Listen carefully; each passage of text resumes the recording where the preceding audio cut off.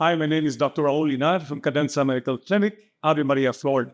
In this video, I'm going to give you a quick guide on how to meditate a Catholic meditation.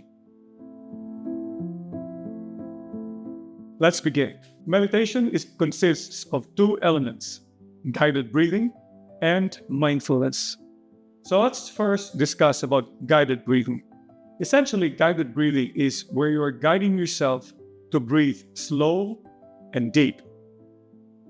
There are many ways of doing it, but what I have experienced is effective to my patients.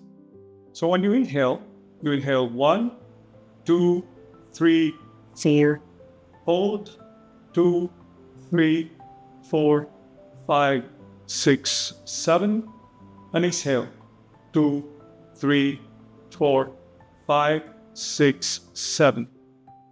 If you do it quietly, it would sound like this.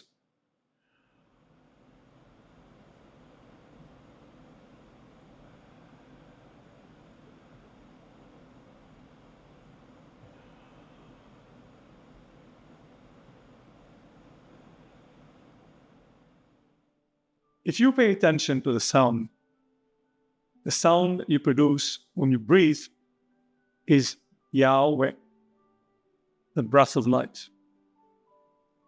Now remember, when Adam woke up from his slumber and was given the breath of life, the first word he uttered was Yahweh.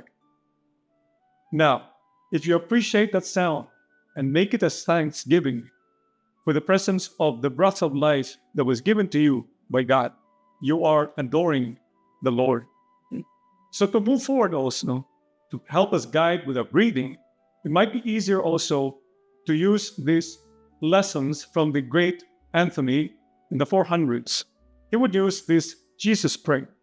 When you inhale, count 4, you say, Jesus, Son of the living God, hold, exhale, have mercy on us, sinners. So you count 4, inhale, Jesus, Son of the living God, hold, exhale, have mercy on us, sinners. So if you're engaging in this at least 25 times, not a rule, but a suggestion, you are adoring Jesus by saying, Jesus, Son of the living God, and you're asking forgiveness. Have mercy on us, sinners.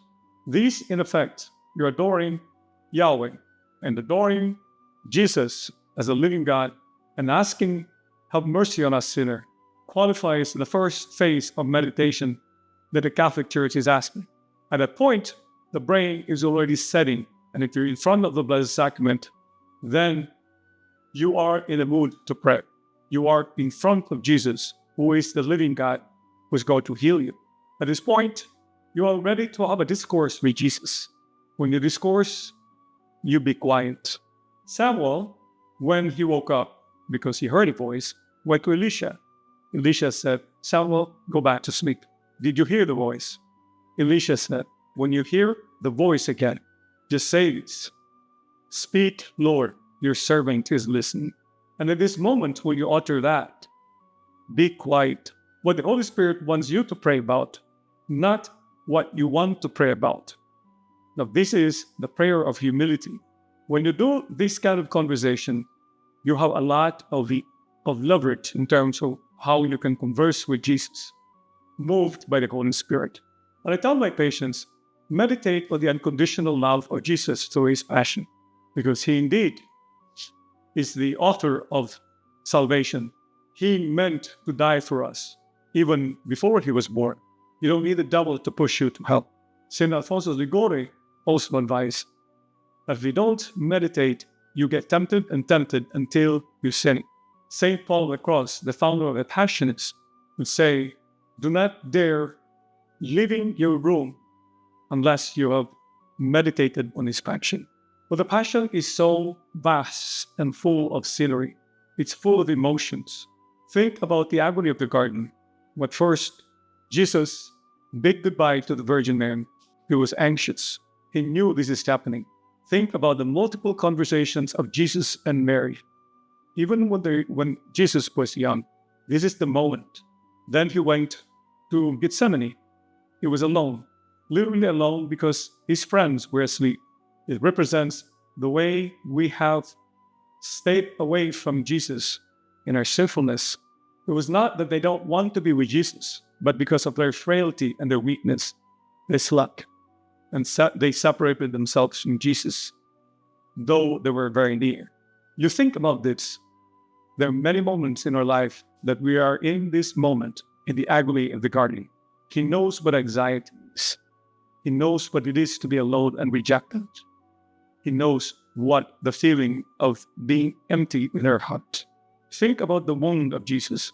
He carried the cross. It was painful according to him, as he has revealed to many visionaries. Remember that at that time, Jesus was hungry and dehydrated. The night before, he was not offered any food or drink, and he was given the cross. Then he had to carry it step by step, and he fell many times. Think about the moment when he had to see eye to eye his mother falling beneath the cross. At this moment, there's so many things, emotions that were around this passion of Christ. She was alone, and Jesus had to see her mother suffering in front of him. Think about the moment when he was taken off the cross, and the Virgin Mary had disheveled from the blood and sweat. The pain of the Virgin Mary is unbearable, but she did it. They both did it because of the unconditional love that they have prepared for us. Think about the moment that the Virgin Mary had to bury Jesus. I thought about the moment, flashbacks, when I saw my mother was brought down on the coffin. It was unbearable. It was sad. But these moments, Jesus and the Virgin Mary had prepared for us. This is the unconditional love. And because of the unconditional love, Jesus sent forth the Holy Spirit. From there, also, he left his body in the presence of the Holy Eucharist. When he resurrected, this was all pre-planned. He went to heaven, went to his Father to prepare for us his mansion, the rooms, rejuvenate with so much joy. This is what he prepared for us, his unconditional love for us. The resurrection might be the best moment if you want to meditate upon. Think about this when he resurrected, and perhaps just a glimpse of his sorrow. But this resurrection was a product of his passion. And the Eucharist that you see in adoration is the best that you can experience while we are here. When you breathe and you exhale, there's variation of the heart rate in relation to your respiration. When you inhale, heart rate goes up. When you exhale, heart rate goes down.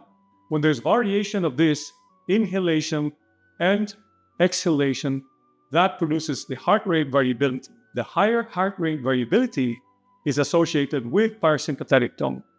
The lower heart rate variability or variation of the heart rate in relation to your respiration is sympathetic tone. It sets you up for fight, flight. Now, what are the benefits of meditation? The neurotransmitters like serotonin improves. So serotonin, which is the neurotransmitter for happiness, improves. So you'll be more joyful when you meditate. Taurine and GABA also increases, which calms the brain. So there's no room for anxiety or anger. Melatonin increases, which helps you go to sleep. So meditation helps you sleep. Norepinephrine and epinephrine decreases.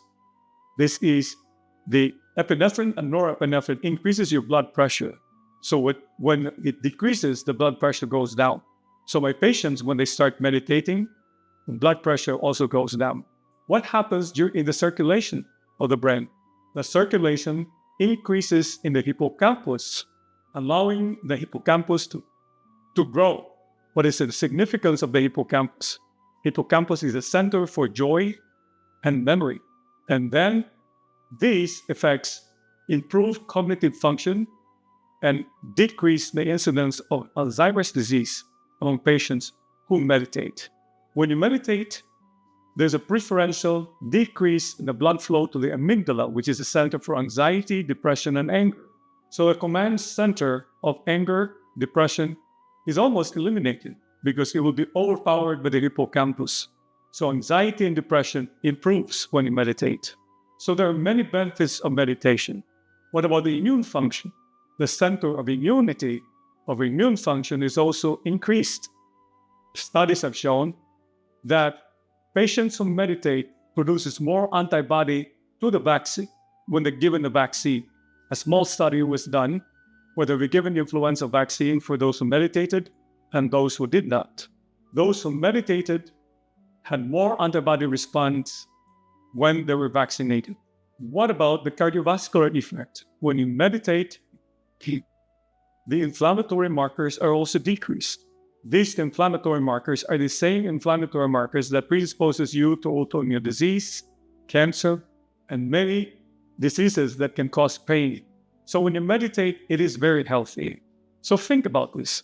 Daily exercises of guided breathing and mindfulness, especially in front of the Blessed Sacrament, and meditating on the Passion of Christ will heal your body and your soul. This is Dr. Raúl Enad from Cadenza Medical Clinic. Follow me. I will be discussing more about the convergence of medicine and faith. Thank you.